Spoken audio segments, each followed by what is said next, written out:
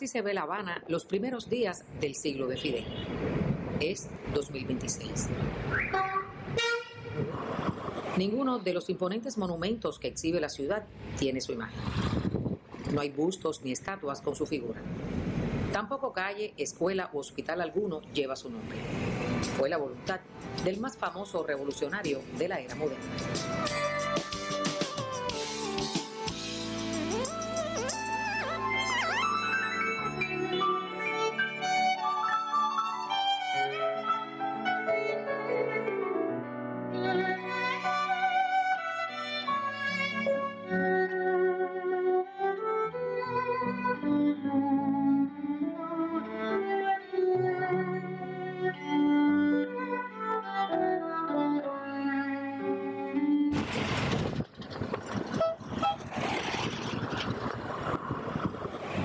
Se cumple el siglo de un hombre de asombrosa existencia. Dicen que Fidel Castro, una de las figuras más influyentes y discutidas de los últimos 100 años, tuvo entre sus pasiones la política exterior. Realizó 82 viajes al extranjero y visitó 64 países de todos los continentes.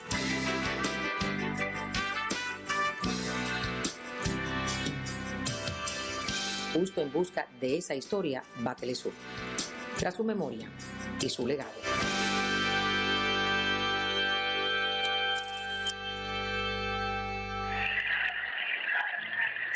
A solo 23 días de 1959 surge una historia inédita en la diplomacia universal.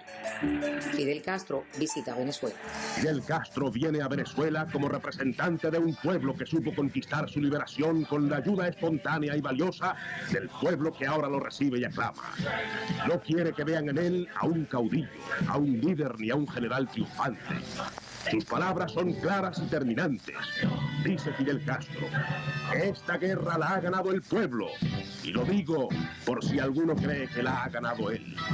Vengo en nombre del pueblo que hoy les pide ayuda y solidaridad a decirles a los venezolanos que también pueden contar con nuestra ayuda y nuestra solidaridad incondicional y incondicional.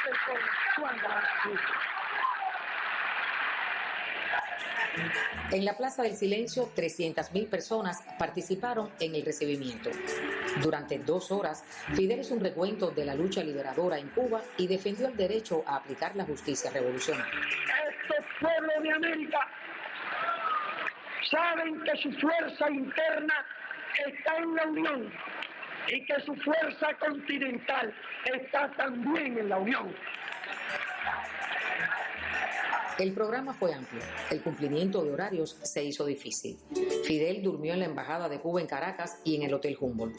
Comió donde pudo y recibió 2 y 3 comisiones a la vez. Cada discurso suyo representó una tesis nueva, una idea original, un plan de ancha dimensión. Fidel Castro hace su aparición en el acto diplomático bajando de sus habitaciones privadas en los altos de la embajada. Y su presencia pone la nota de humana sencillez por encima de las formalidades del protocolo.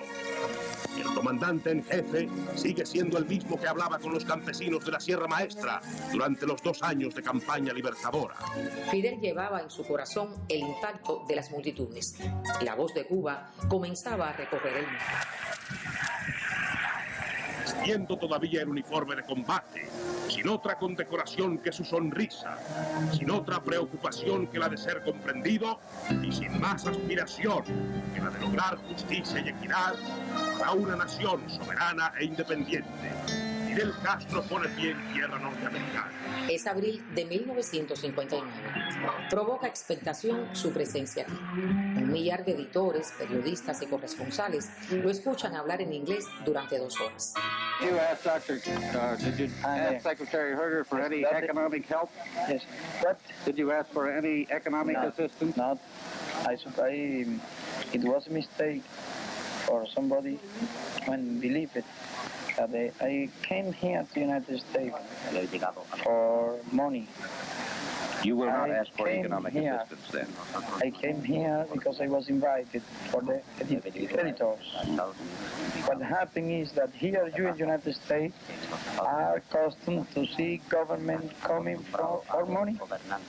Not. I came for good relations, for good understanding, for good economical relations. Todos quieren verle, nadie deja de oírle. Tradicionalmente, los jefes de gobierno se trasladaban a Estados Unidos para recibir las bendiciones de Washington. Con Fidel se rompe el viejo molde de subordinación política. No es una visita oficial, viaja respondiendo a la invitación de una entidad privada, la Sociedad de Editores de Periódicos. Cuba en Washington se viste de gala para ofrecer una recepción diplomática a las más destacadas personalidades de la capital norteamericana. Y Fidel Castro aparece por primera vez con cuello y corbata después de 2 largos años de lucha bajo el glorioso verde olivo de la Sierra Maestra. El secretario de Estado norteamericano Christian Herter lo saluda. Rinde tributo a los héroes de la nación norteamericana. Visita la Comisión de Relaciones Exteriores del Senado, no rehúye pregunta alguna ni soslaya un tema. La prensa comenta que los veteranos legisladores habituados a las clásicas reservas de la diplomacia intercambian constantemente miradas de extrañeza. La Sociedad Estadounidense de Editores lo recibe. An American magazine published a story this week which says that Dr. Castro really hates America. Will you tell the American people how you feel about the United States? Why am I going to hate to the people of the United States? I don't hate anybody, including my enemies, those who has been my strong enemy in Cuba. I don't hate them. Marty, our apostle, taught us not to hate. La estancia del líder cubano en Washington concluye con un sorprendente recibimiento del vicepresidente Richard Nixon. La ofensiva diplomática de Fidel prosigue en Nueva York. Llega a la Universidad de Columbia y dicta una conferencia sobre los valores fundamentales y las realidades dinámicas del minuto histórico. Visita la sede de Naciones Unidas y se entrevista con su secretario general. Una multitud se reúne en el Parque Central de la ciudad para escucharlo. Habló de las ideas humanistas y democráticas de la Revolución Cubana, de las 2 Américas, de los derechos del hombre. Si la revolución cubana fracasa, ¿qué será de las esperanzas de América? Sin proponernos nosotros, Cuba se ha convertido en la esperanza y hay que salvar la esperanza. Durante una semana y media, los noticiarios de cine, cintillos de periódicos y portadas de revistas reflejan el acontecimiento. Es un suceso diplomático nunca antes visto. Dicen que únicamente una inteligencia superior y un magnetismo como el de Fidel Castro pudieron lograrlo. Lo calificaron como el guindín de la política internacional.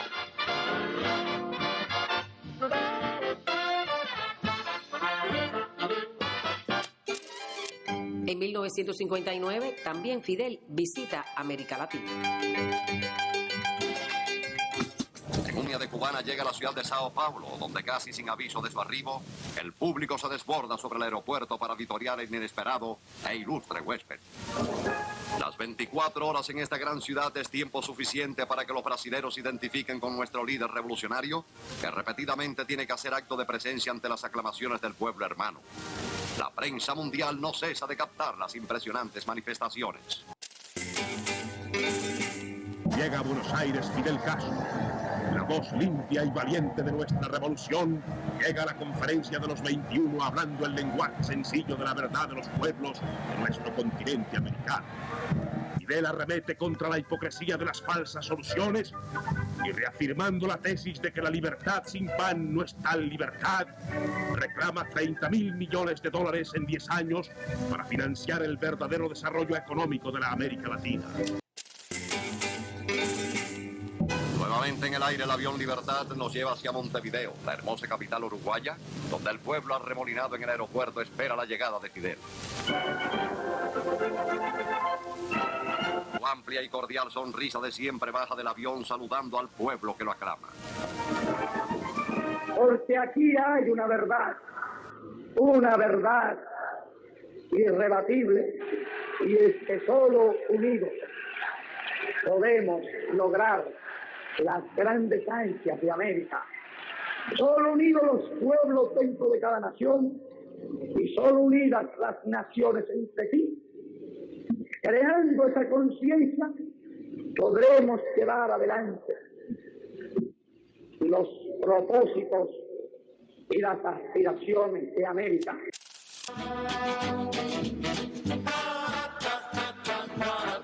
En el aeropuerto de Río de Janeiro, el pueblo recibe al doctor Castro con la alegría que es tradicional en la gran República Carioca.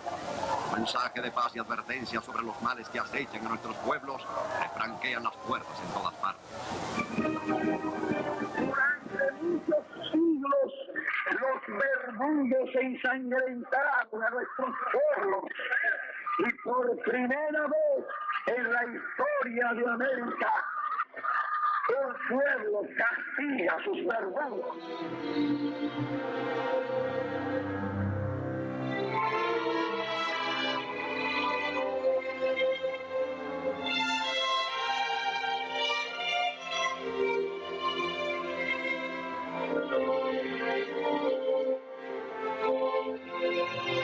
No importa que cualquiera de nosotros caiga, lo que importa es que esa bandera se mantenga en alto, que la idea siga adelante, que la patria viva.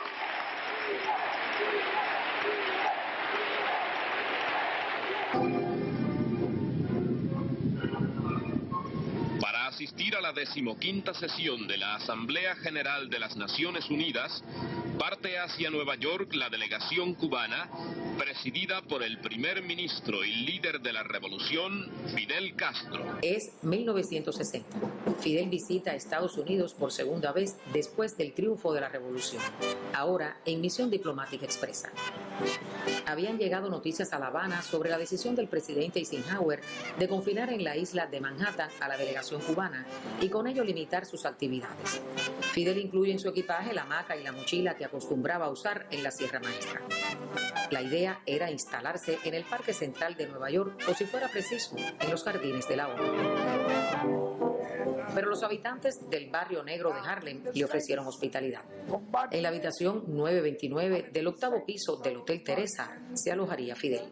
A las 3:50 de la tarde, hora de Nueva York, del día 26 de septiembre de 1960, Fidel Castro se dispone a pronunciar el histórico discurso que representa por vez primera la voz rebelde de los pueblos de América Latina.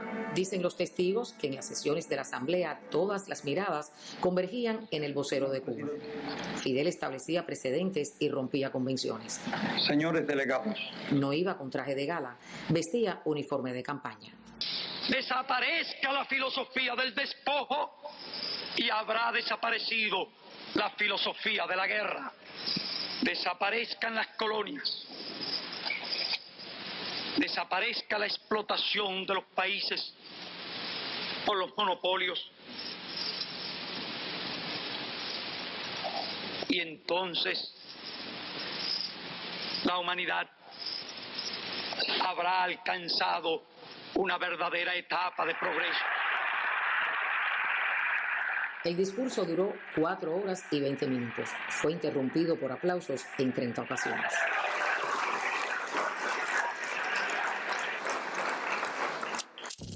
Nunca el mundo estuvo tan cerca de la guerra. Es otoño, año 1962. Un avión estadounidense confirma el emplazamiento de cohetes antiaéreos soviéticos en el país. Estados Unidos decreta el bloqueo naval a la isla. El gobierno de Cuba la alarma de combate. Khrushchev y Kennedy negocian. Los soviéticos proponen retirar sus armas de Cuba sin contar con el gobierno de la isla. Fidel invita a La Habana al secretario general de la ONU para discutir personalmente la crisis del Caribe. ¿Cuál es nuestra posición de principio respecto al armamentismo o al desarme? Somos partidarios decididos del desarme. ¿Cuál es nuestra política sobre bases militares? Somos partidarios decididos del desmantelamiento de todas las bases militares. ¿Cuál es nuestra política sobre la presencia de tropas en los distintos países? Somos partidarios de una política de paz y que no haya tropas ni personal militar de ningún país en el territorio de otro país. Esa es nuestra posición de principio. y nuestra, de todos, de los revolucionarios, de los patriotas, será la misma suerte, y de todos será la victoria. Patria o muerte, venceremos. Los primeros días de 1966 en La Habana hacen que la atención mundial se centre en Cuba. Una singular conferencia adquiere dimensiones históricas. Más de 600 emisarios políticos de 82 países llegan a la isla para celebrar la primera cita de solidaridad de los pueblos de África, Asia y América Latina, la Conferencia Tricontinental. Así entiende nuestro pueblo sus deberes, porque entiende que el enemigo es uno. Y por eso decimos y proclamamos que con combatientes cubanos podrá contar el movimiento revolucionario en cualquier rincón de la tierra. La década del 70 comienza con visitas memorables. En 1971, Fidel llega al Chile de Salvador Allende. Después de 10 años de bloqueo, calumnias y mentiras, se rompía el cerco en torno a Cuba. Camarada y hermano Sékou Touré. En 1972 viaja a Guinea, su primera visita oficial al continente africano. Lo haría luego en 28 ocasiones. Y en 1973 hace gala de su diplomacia sui generis al ser el primer y único jefe de Estado que cruzó el paralelo 17 durante la guerra para visitar las zonas liberadas de Vietnam del Sur.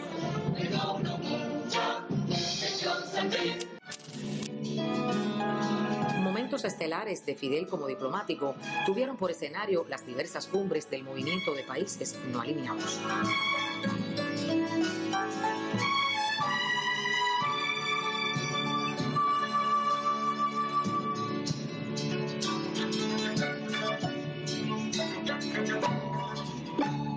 En el nuevo Palacio de las Convenciones, más de 1000 periodistas cubren este importante evento político. La magna reunión de La Habana supera a sus antecesoras celebradas en Sri Lanka hace 3 años, donde participaron 43 personalidades internacionales, y la de Argel, que contó con la asistencia de 52 estadistas. Su objetivo principal, un nuevo paso en la unidad de los no alineados.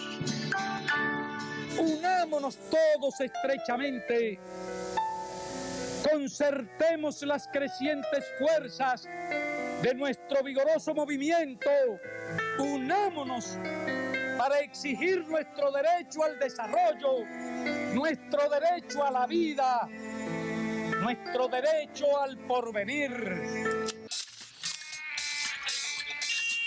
Es 1979. Fidel viaja a Nueva York.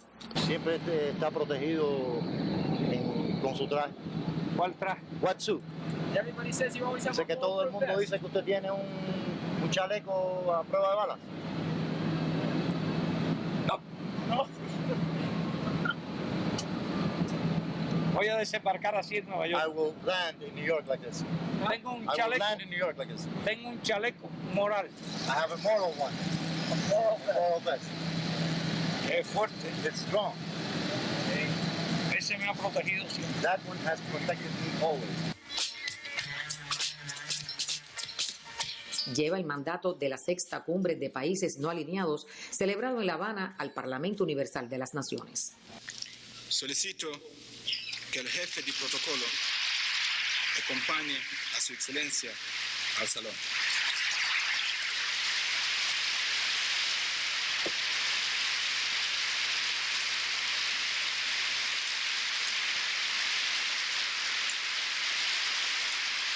Hablo en nombre de los enfermos que no tienen medicinas. Hablo en nombre de aquellos a los que se les ha negado el derecho a la vida y la dignidad humana. Unos países poseen, en fin, abundantes recursos. Otros no poseen nada. ¿Cuál es el destino de estos? ¿Morirse de hambre?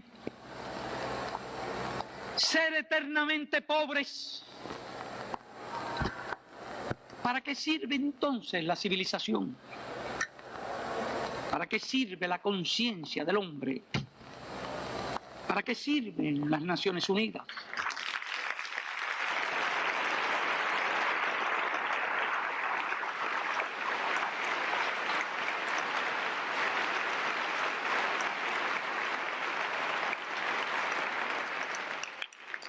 ¿Para qué sirve el mundo? Fueron certezas, interrogantes, denuncias y reflexiones. Justo una hora antes de semejante pieza oratoria, el legendario guerrillero devenido diplomático estaba concediéndole esta entrevista a un periodista estadounidense. ¿Tiene tiempo para enseñarnos su habitación? Sí, pero ya ahorita tengo que irme. Esta es la sala. This is the living room. Esa es la cocina. This is the kitchen. Ajá. What do you have in the icebox? You drink beer? ¿Qué tiene en el refrigerador? ¿Usted toma cerveza? Let me see. Sí. ¿Hay alguna cerveza? Ajá. ¿Quieres tomar? ¿Quieres ver el cuarto? You want to see the bedroom?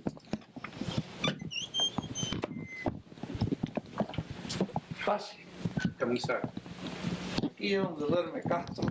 Here's where Castro sleeps. Aquí. Over here. Y entonces aquí duerme Castro. Here's where Castro sleeps. You actually sleep. Some people don't even believe you ever sleep. Usted realmente duerme porque hay gente que no cree que usted duerma. Yo sí. I do sleep. Duermo profundo. I sleep very soundly. Me olvido de todos los problemas.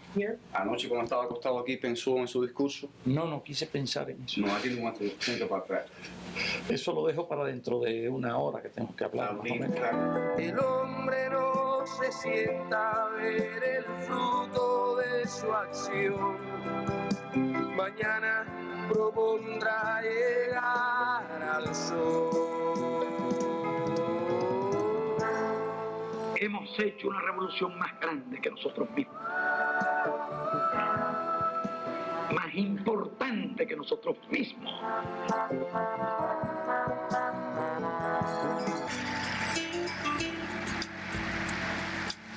En 1985, América Latina inicia la mayor de sus deudas, que asciende a 360.000 millones de dólares. La Habana se convierte en tribuna de todo un continente. Me busco un diccionario de sinónimos y a ver qué palabra para resolver este problema terminológico. Y dice cancelar, sinónimo, liquidar. Depende en qué sentido queremos liquidar la deuda. Cumplir, no queremos. Derogar, sí queremos. Anular, sí queremos. Abolir, sí queremos. Enjugar, olvidarnos, quitarnos las lágrimas de la deuda, sí. Borrar de la memoria, muchísimo, queremos borrarla de la memoria. Archivar, si queremos. De modo que tenemos bastantes sinónimos. Hay unos cuantos buenos, pero a mí me gusta abolir. Sí, porque me recuerda a la esclavitud y la abolición de la esclavitud, que ya históricamente se hizo. Hay que hacer con la deuda como se hizo con la esclavitud, ya que nos esclaviza. Borrar de la memoria es una excelente frase, un excelente sinónimo de lo que queremos decir. Archivar, excelente también. Así que pueden escoger lo que más les guste, y si ninguno les gusta, hay también otra frase muy clara e inteligible, que es no pagar. Lo que queremos. Es el instante preciso en que se da una vuelta de hoja a la historia de África. Es diciembre, día 22 de 1988. Los ministros de Relaciones Exteriores de Sudáfrica, Angola y Cuba firman los acuerdos definitivos para la paz en África Sudoccidental. 9 generales, todos combatientes victoriosos de la guerra en Angola, forman parte de la delegación cubana. Se comenta que la numerosa evidencia de uniformes verde olivos no era vista aquí desde hacía 28 años, cuando Fidel realizó su primera visita a la ONU en 1960. Fueron 7 meses de pacientes, complicadas y largas negociaciones. Estados Unidos como mediador y Angola y Cuba por un lado y Sudáfrica por el otro como las partes implicadas. La posición cubano-angolana es clara y terminante. Retirada de las tropas sudafricanas de Angola, inicio medio de la aplicación de la resolución 435 de la ONU para la independencia de Namibia, y una vez cumplidas esas dos condiciones, los gobiernos de Cuba y Angola ejecutarían un cronograma de retirada gradual y total de las tropas cubanas. Y pensé en nuestro comandante en jefe, porque fue el artífice de esta victoria diplomática.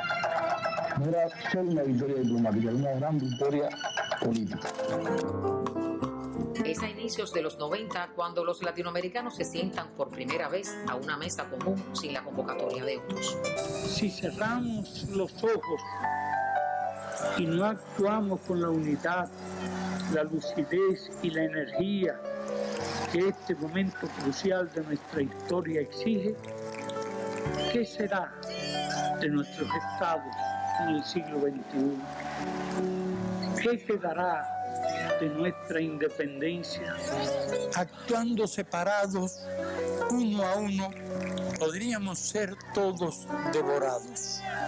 De Cuba, brutalmente bloqueada, hostigada y amenazada, porque es pequeña, porque quiso la justicia social, porque no se rinde, no puedo olvidarme. Para Cuba que lucha, pido solidaridad a mis hermanos de América Latina.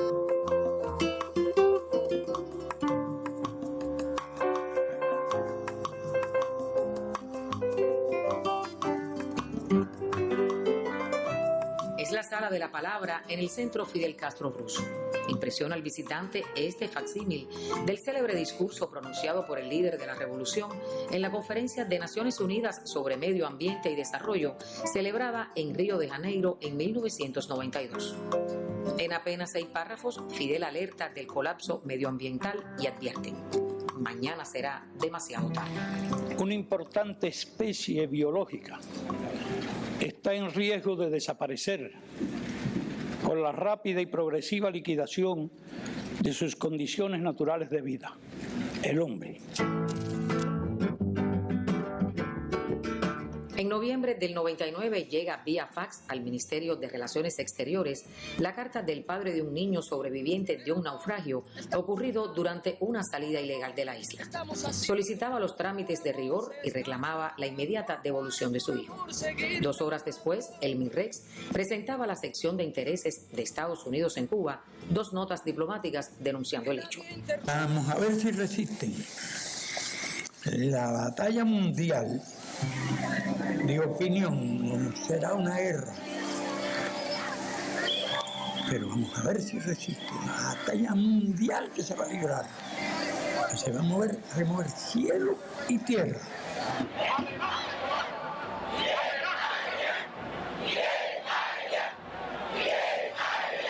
Comienza así una colosal batalla diplomática y de opinión que involucra a todo un pueblo. O regresan al niño o dejamos de existir. Pero antes de dejar de existir, lucharemos. Tras 7 meses de angustia, el pueblo cubano protagoniza tal vez la victoria diplomática más importante de los últimos tiempos.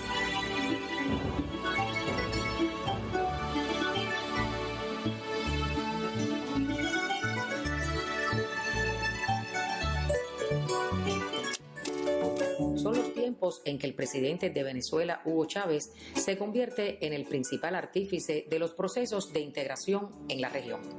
Continuador del ideario antiimperialista de Fidel, funda en el 2004 junto a Cuba la Alianza Bolivariana para los Pueblos de Nuestra América, en un momento en que Estados Unidos intentaba imponer los tratados de libre comercio a las naciones del continente.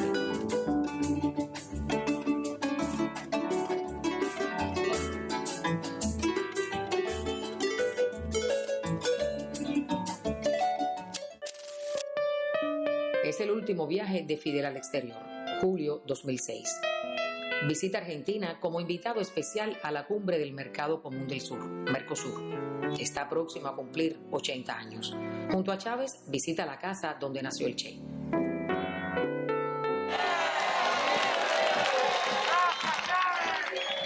Frente a una multitud enardecida habla de la heroica resistencia de los pueblos cubano y venezolano y se refiere al papel del entonces líder de la Revolución Bolivariana en el proceso de cambios de Venezuela.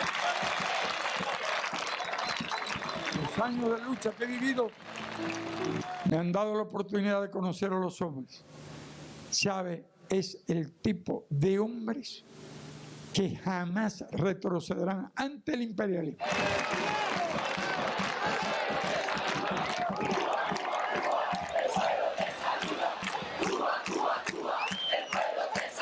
Fidel Castro, el hermano presidente, el insigne luchador, el guerrillero de la Sierra Maestra, el libertador de Cuba, el maestro y padre de todos nosotros, Fidel Castro. ¡Que viva Fidel!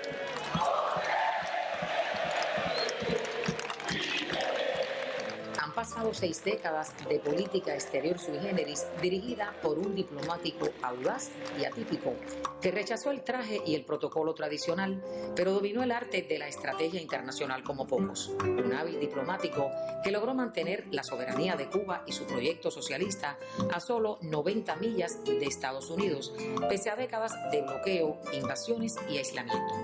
Para conocer cuál es el legado de Fidel Castro en política exterior en el año de su centenario, Telesur visita el Instituto Superior de Relaciones Internacionales Raúl Roa, donde se forman los futuros diplomáticos de esta isla.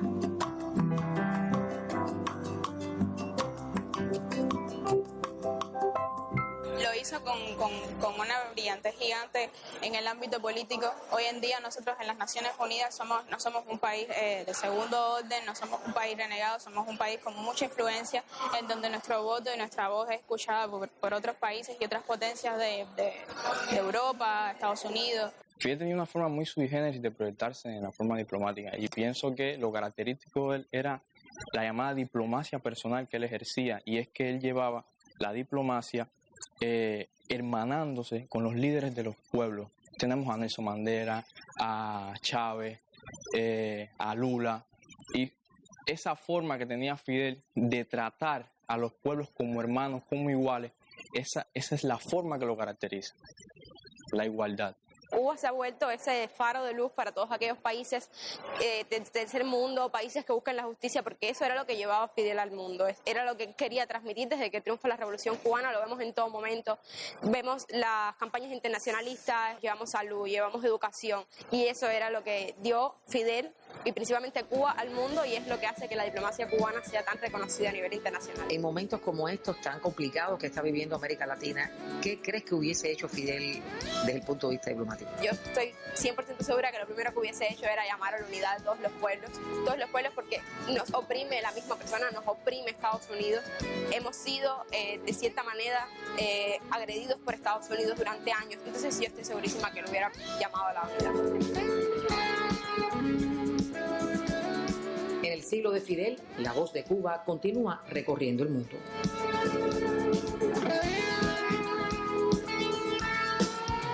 Eliminar todo lo que nos divida dentro y fuera. Luchar por todo lo que nos una dentro y fuera.